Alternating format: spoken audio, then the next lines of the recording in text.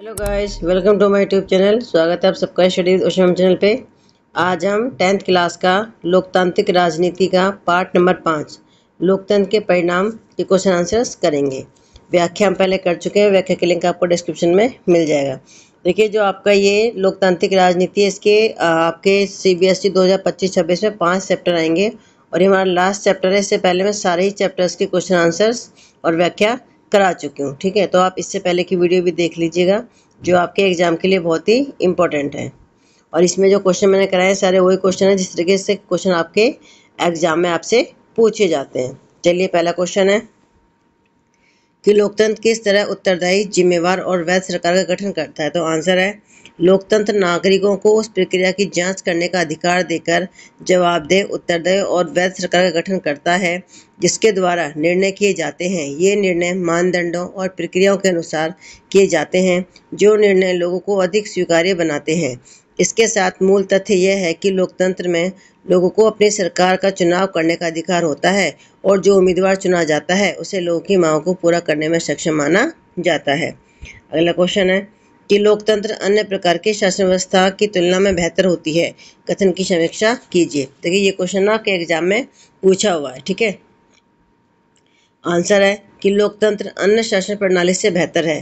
First point है कि नागरिकों में समानता को बढ़ावा देता है। सेकंड, इसमें गलतियों को सुधारने की गुंजाइश होती है। थर्ड, टकराव को टालने संभालने का तरीका देता है। फोर्थ, इससे फैसलों में बढ़ोतरी आती है। फिफ्थ, व्यक्ति की गरिमा को बढ़ाता है। अगला क्वेश्चन है कि शिकायतों का बने रहना लोकतंत्र की सफलता की गवाही देता है।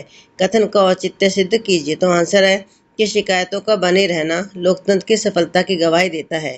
पहला पॉइंट है कि लोकतंत्र का उद्देश्य नागरिकों में स्वतंत्रता की भावना का विकास करना है। वे बिना डरे सरकार की आलोचना करना दिखाता है कि लोकतंत्र अपने उद्देश्यों में सफल हो रहा है। सेकंड, लोगों के अधिकारों की मांग उनके जागरूक होने की निशानी है। थर्ड, सरकार के कामकाज की आलोचनात्मक समीक्षा ही उसे बेहतर बनाने में मदद करती है। फोर्थ, पिर्जा के नागरिक बनने की गवाही देता है। फिफ्थ, सक्रिय नागरिकों के रूप में लोगों की बढ़ोतरी लोकतंत्र को मजबूत करती है। अगला क्वेश्चन है कि लोकतंत्र सामाजिक विविधताओं को समायोजित करता है। उदाहरण से कथन की पुष्टि कीजिए। आंसर है कि लोकतंत्र सामाजिक विविधता को समायोजित करता है। इसका मतलब है कि लोकतंत्र विभिन्न सामाजिक, धार्मिक, जातीय और भाषाई समूहों के लोगों को एक साथ लाता है और उनके बीच सामंजस्य स्थापित करने का प्रयास करता है। यह सुनिश्चित करता है कि सभी को समान अधिकार और अवसर मिले और किसी के साथ भी भेदभाव न हो। उदाहरण, समानता और प्रतिनिधित्व। लोकतंत्र में सभी नागरिकों को समान अधिकार और अवसर दिए जाते हैं, चाहे उनकी जाति, धर्म, लिंग या सामाजिक पृष्ठभूमि कुछ भी हो। सेकंड है बहुमत और अल्पसंख्यक। लोकतंत्र में बहुमत के शासन का मतलब यह नहीं है कि अल्पसंख्यकों को दबा दिया जाए। इसके बजाय यह सुनिश्चित किया जाता है कि बहुमत अल्पसंख्यकों के अधिकारों का सम्मान करे और उनके साथ मिलकर काम करे। थर्ड, संविधान और कानून। लोकतंत्र में संविधान और कानून सभी नागरिकों पर लागू होते हैं और यह सुनिश्चित करते हैं कि किसी के साथ भी भेदभाव न हो। फिफ्थ, शिक्षा और जागरूकता। लोकतंत्र में शिक्षा और जागरूकता का प्रसार किया जाता है ताकि लोग अपने अधिकारों और कर्तव्यों के बारे में जान सकें और सामाजिक विविधता को समझ सकें। अगला क्वेश्चन है कि लोकतांत्रिक सरकारों को बेहतर करने हेतु को सुझाव दीजिए। तो आंसर है, लोकतांत्रिक सरकार को बेहतर बनाने के लिए नागरिकों को सक्रिय रूप से भाग लेना चाहिए और सरकार से जवाबदेही की मांग करनी चाहिए। इसके अतिरिक्त शिक्षा, स्वास्थ्य और सामाजिक न्याय जैसे क्षेत्रों में सुधार करके लोकतंत्र को मजबूत किया जा सकता है। अगला क्वेश्चन, लोकतंत्र के सामाजिक परिणामों का उल्लेख कीजिए। तो आंसर है कि लोकतंत्र के कई सामाजिक परिणाम होते हैं। यह सामाजिक समानता, न्याय और नागरिकों की गरिमा को बढ़ावा देता है। इसके साथ ही यह सामाजिक विविधता को समायोजित करने और संघर्षों को शांतिपूर्ण ढंग से हल करने में भी मदद करता है। फर्स्ट पॉइंट है कि लोकतंत्र में सभी नागरिकों को समान अधिकार और अवसर प्राप्त होते हैं। सेकंड, लोकतांत्रिक व्यवस्था में न्यायपालिका स्वतंत्र और निष्पक्ष रूप से कार्य करती है, जिससे यह सुनिश्चित होता है कि सभी के साथ न्याय हो। थर्ड, लोकतंत्र विभिन्न सामाजिक, धार्मिक और भाषाई समूहों के बीच सामंजस्य स्थापित करने में मदद करता है। फोर्थ, लोकतंत्र में संघर्षों की बातचीत और समझौते के माध्यम से हल किया जाता है। लोकतंत्र के आर्थिक परिणामों का उल्लेख कीजिए। तो आंसर है, लोकतंत्र के आर्थिक परिणाम जटिल और बहुआयामी है। पहला पॉइंट है कि कुछ अध्ययनों के अनुसार लोकतंत्र आर्थिक विकास को बढ़ावा दे सकता है क्योंकि यह अधिक राजनीतिक स्थिरता, पारदर्शिता और जवाबदेही प्रदान करता है। सेकंड, लोकतंत्र में सरकारें अक्सर गरीबी कम करने और सामाजिक कल्याण कार्यक्रमों को बढ़ावा देने के लिए काम करती हैं। थर्ड, लोकतंत्र में सरकारें अक्सर गरीबी कम करने और सामाजिक कल्याण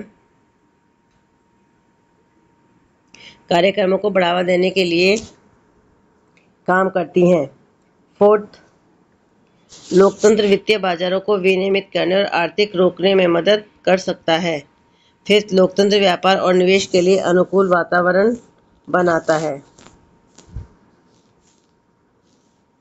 देखिए आपके एक ही नंबर वाले क्वेश्चन है, लोकतांत्रिक सरकार अन्य शासन से बेहतर है क्योंकि नागरिक अधिकारों एवं गरिमा का संरक्षण करती है। बी, आर्थिक विकास को कम करती है। सी, सामाजिक विविधता का निरादर करती है। या डी, उपरोक्त में से कोई नहीं। तो आंसर है ए, नागरिक अधिकारों एवं गरिमा का संरक्षण करती है। क्वेश्चन नंबर 2, किस प्रकार के सरकार द्वारा लिए गए निर्णयों में अधिक स्वीकार्य होते हैं? ए, तानाशाही, बी, धार्मिक, सी, अधिनायकवादी या डी, लोकतांत्रिक। तो आंसर है डी, लोकतांत्रिक। क्वेश्चन नंबर 3, लोकतांत्रिक व्यवस्था ने सफलतापूर्वक डैश को समाप्त कर दिया है। ए, लोगों के मध्य टकराव को। बी, आर्थिक असमानता को। सी, मतभेदों को। डी, राजनीति में गैर बराबरी को। तो आंसर है डी, राजनीति में गैर बराबरी को। क्वेश्चन नंबर 4, लोकतांत्रिक व्यवस्था के राजनीतिक और सामाजिक असमानताओं के बारे में किए गए अध्ययन बताता है कि डैश। ए, लोकतंत्र और विकास साथ ही चलते हैं। बी, लोकतांत्रिक व्यवस्थाओं में असमानता बनी रहती है। सी, तानाशाही में असमानता नहीं होती। डी, तानाशाही लोकतंत्र से बेहतर साबित हुई है। तो आंसर है कि लोकतंत्र और विकास साथ ही चलते हैं। क्वेश्चन नंबर 5, निम्नलिखित में से सही कथन की पहचान कीजिए। ए, लोकतंत्र नागरिकों की गरिमा और आज़ादी को बढ़ावा देता है। बी, लोकतंत्र सामाजिक विविधताओं में सामंजस्य स्थापित करता है। सी, लोकतंत्र बहुसंख्यकवाद पर आधारित है। आंसर है इसका बी, यानी कि पहला और दूसरा। क्वेश्चन नंबर 6, लोकतंत्र के मूल्यांकन के संदर्भ में इनमें से कोई एक चीज लोकतांत्रिक व्यवस्थाओं के अनुरूप नहीं है, उसकी पहचान कीजिए। ए, स्वतंत्र और निष्पक्ष चुनाव। बी, व्यक्ति की गरिमा। सी, बहुसंख्यकों का शासन। डी, कानून के सम्मुख समानता। तो आंसर है सी, बहुसंख्यकों का शासन। क्वेश्चन नंबर 7, एक गैर लोकतांत्रिक सरकार से आप क्या अपेक्षित नहीं कर सकते? ए, दक्षता। बी, प्रभावशीलता। सी, पारदर्शिता। डी में से कोई नहीं। तो आंसर है सी, पारदर्शिता। क्वेश्चन नंबर 8, निम्नलिखित में से किसे लोकतांत्रिक सरकारें सर्वाधिक बढ़ावा देती हैं? ए, आर्थिक असमानता। बी, सामाजिक असमानता। सी, नागरिकों की गरिमा और स्वतंत्रता। डी, उपरोक्त सभी। तो आंसर है सी, नागरिकों की गरिमा और स्वतंत्रता। क्वेश्चन नंबर 9, लोकतंत्र क्या स्थापित करता है? ए, आर्थिक समानता। बी, राजनीतिक समानता। सी, तीव्र आर्थिक गति। या डी, उपरोक्त सभी। तो आंसर है डी, उपरोक्त सभी। क्वेश्चन नंबर 10, गैर लोकतांत्रिक सरकार क्या स्थापित करती है? ए, नागरिकों की गरिमा और अधिकार। बी, राजनीतिक स्वतंत्रता। सी, नीतियों पर सार्वजनिक बहसें। या डी, उपरोक्त में से कोई नहीं। तो आंसर है डी, उपरोक्त में से कोई नहीं। प्रश्न नंबर 11 से 15 संकल्पों कारण आधारित प्रश्न है जिनके लिए निम्नलिखित संकल्पों का चयन करना है। ठीक है, विकल्प देखो। ए, अगर ए संकल्पना कारण दोनों सही है, कारण संकल्पना की सही व्याख्या करता है, तो आंसर ए होगा। और ऑप्शन बी में संकल्पना कारण दोनों सही है परंतु जो कारण है वो संकल्पना की सही व्याख्या नहीं करता है, तो आंसर बी होगा। सी, संकल्पना सही है एवं कारण गलत है। और डी, संकल्पना गलत है परंतु कारण सही है। तो देखिए फर्स्ट क्वेश्चन दे रखा है हमें कि संकल्पना भारत में नागरिकों के अधिकारों और गरिमा की रक्षा की जाती है। तो कारण है कि भारत एक लोकतांत्रिक देश है, तो यानी कि इसमें ऑप्शन ए सही होगा क्योंकि इसके जो संकल्पना दे रखी है वो भी सही है और जो कारण है वो भी इसकी सही व्याख्या करता है। ठीक है, तो इसलिए इसका आंसर ए होगा। क्वेश्चन नंबर 12, संकल्पना लोकतांत्रिक देशों में आर्थिक विकास की गति तीव्र होती है, कारण लोकतंत्र आर्थिक असमानता को दूर करने का प्रयास करता है। तो देखिए जो इसका आंसर होगा ऑप्शन सी होगा, यानी कि जो संकल्पना है वो तो ठीक है लेकिन जो कारण है वो गलत है। ठीक है, क्वेश्चन नंबर 13, लोकतंत्र अल्पसंख्यकों के अधिकारों को भी संरक्षित करता है, कारण है कि लोकतंत्र बहुसंख्यकों की इच्छा पर निर्भर करता है। देखिए इसमें जो संकल्पना है वो तो ठीक है लेकिन जो कारण है वो गलत है, इसलिए ऑप्शन क्या होगा इसका डी ठीक होगा। संकल्प 14, संकल्पना लोकतंत्र में निर्णय लेने में देरी होती है, कारण निर्णय प्रक्रिया में अधिक लोगों के शामिल होने के कारण निर्णय की गुणवत्ता में सुधार होता है। तो इसका ऑप्शन ए ठीक होगा क्योंकि इसमें संकल्पना भी सही है और जो कारण है वो संकल्पना की सही व्याख्या करता है। क्वेश्चन नंबर 15, संकल्पना लोकतंत्र सामाजिक विविधताओं का सम्मान नहीं करता है।